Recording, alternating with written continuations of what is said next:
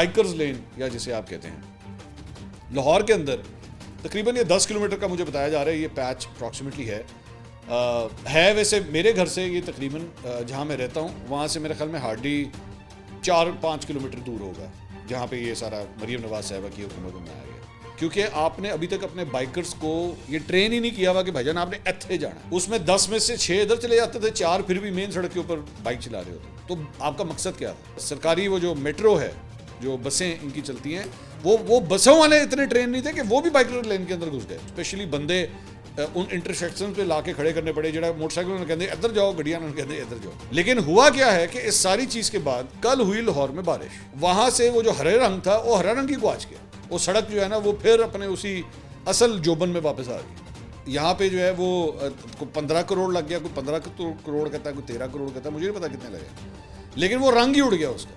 अच्छा, नून लीग की पंजाब गवर्नमेंट के लिए ज़्यादा एम्बैरेसिंग इसलिए क्योंकि अभी अभी उनकी गवर्नमेंट को साल हो रहा है, ठीक है, और साल के अंदर अभी इन्होंने बैठ के इस पर पूरा जश्न मनाना था कि जनाब 1 साल में हमने 90 हमने प्रोजेक्ट्स किए हैं, हमने, जिसमें इसका भी जिक्र जो है वो किया हुआ था।